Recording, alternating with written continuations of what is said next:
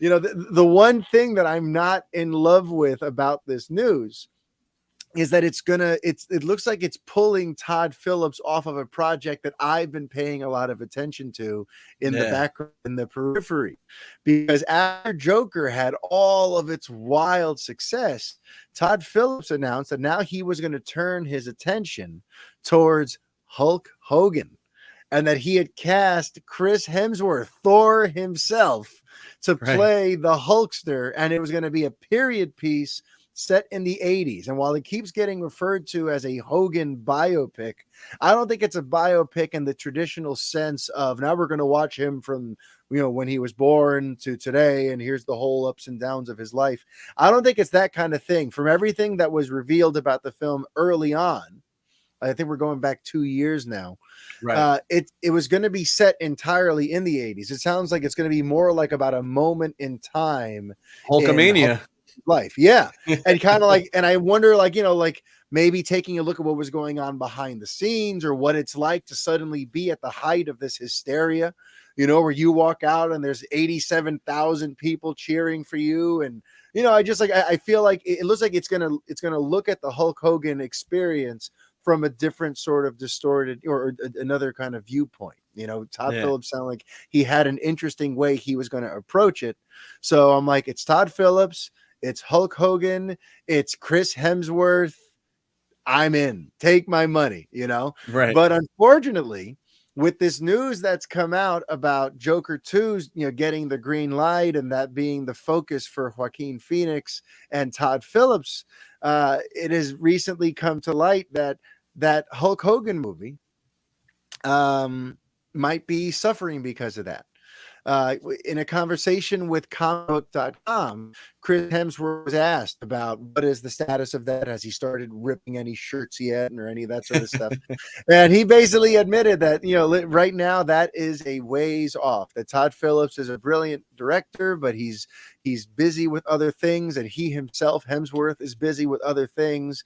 And it seems like they're still trying to get on trying to finalize the script and get that going, but it's not kind of near yet. It sounds like that's still something that will manifest itself in 2 or 3 or 4 years. Who knows? It's a ways off. Sure. So for me, who is dying for his 80s period piece Hogan biopic from Todd Phillips, I'm gonna have to wait a few years, apparently. So that's the one sort of sad part about this Joker 2 news. But I'm just curious for you too, I know you're not really like a wrestling fan per se, but does any of this project appeal to you? When you heard that there was going to be a Hogan thing, you were in? When they announced this, I was all over it. I was like, and I loved that Chris. Yeah, no, that I would like. That was probably like, I mean, aside from like maybe the Attitude Era with like the peak of like The Rock and Steve Austin. I mean, I was a Hulkamaniac. I was Hulk Hogan for like Halloween when I was in like first grade. I had the shirt, the headband. I was obsessed. I had like a Hulk Hogan wrestling buddy. I was all in on Hulkamania. Which is it's funny now because like by all accounts, like apparently he's a huge piece of shit in real life. I mean that's kind of the truth, but Terry was it Terry Balea? By the way, I don't know if I ever asked you this total random detour on the podcast, but maybe some listeners remember it too. Do you remember it was on like I think it was on like UPN 9, like Channel 9. That was at least Channel 9 on here on Cablevision in New York. The Hulk Hogan had a show called I think like Thunder in Paradise, where like he was just like some like bounty hunter or something with like a stealth like speedboat, and I used to watch it and like loved it because I was little and I didn't know that it was garbage television. But I'm like, is that streaming anywhere? Like, can I find that? Because I think we should just do like a watch party and just shit all over it. I think it's got to be the most garbage thing ever, and it's probably hysterical. So I don't know if anyone can point me or has found it somewhere. We gotta get a hold of it, and we'll do it. I'm looking right now. Let's see. Thunder it looks in like Paradise. You can rent it on like Amazon Prime, but it's not available anywhere. It only had one season in '94. What? It was a 1-season show? I didn't even think I realized that. Wow. Brutal. Oh Well, man. yes, I do remember Thunder in Paradise. I remember it came from the producers of Baywatch, and they were trying to have like their own like another international show they could sell into syndication like Baywatch, and they thought Thunder in Paradise was going to be that for them. And well, they got you, Brett, and you're still talking about it all A these years DVD later. is only $16. I think maybe I'll just buy Hey, it. It's a maybe for 3 your disc next set. birthday, huh? You're a good Maybe. boy. But all right, now we're gonna move on. Actually, since we're taking detours anyway, uh, with the WWE, I don't know if you heard the crazy news this week that Vince McMahon is being investigated by the board of directors at WWE. This was I announced by the read Wall this. Street Yeah. Journal that apparently he may have been using personal funds or WWE funds, whatever the case, using $3 million to cover up an affair. And the WWE board is looking into him and other allegations against John Laurinaitis, who's the vice president in charge of talent relations. So, for any of you fans, any people out there who check out WWE or even just know about it or know of the McMahon family, I feel like they're like a staple in American pop culture, Yeah. whether you follow wrestling or not.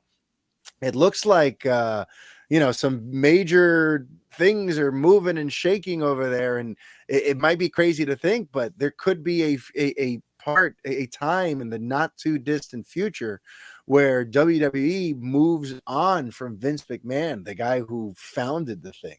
If this goes a Speaking of certain pieces of shit. I yes, mean, like him and Hogan he's deserve he's themselves. he's pretty up there. Yeah, Honestly, Vince McMahon getting ousted would probably be the best thing for WWE right now. Honestly, anyway, yeah, like he's lost his way. I pay attention a little bit. yeah. There is some crossover with some other podcasts I listen to.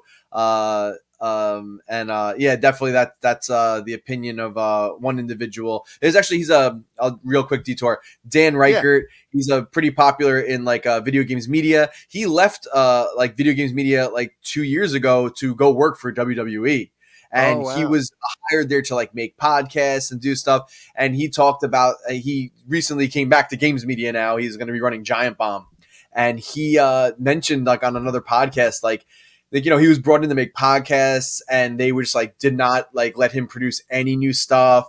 They were Yeah. totally out of touch. The communication was horrible. And he he also mentioned Hulk Hogan was a piece of shit. And then that Vince McMahon, he had some things and he said that like he's like really holding that federation back, and that's why he loves like AEW. And like while he was working at WWE, he went to 2 AEW events, but had to wear like a luchador mask because he was like, "What if they cut to a close up and they go, oh, there's WWE employee Dan Reichert," and then he Yeah. would like because like he said he survived like multiple in 2 years that he was there, multiple rounds of just like random layoffs, people getting fired.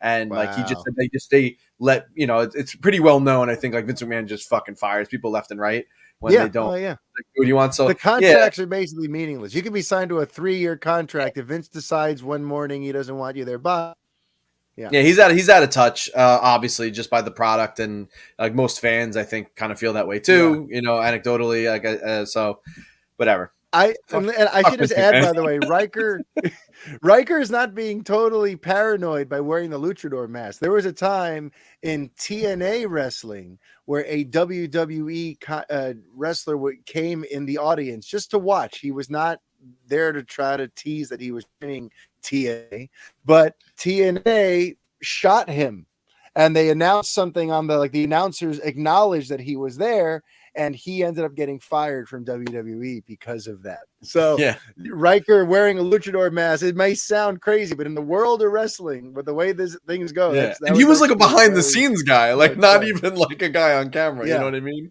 And yeah. he had to like make sure he's like, what if someone does a special move and I'm in like a close row and the camera cuts to me and they see me, God, I'm yeah. screwed. So Yep. very very funny, but.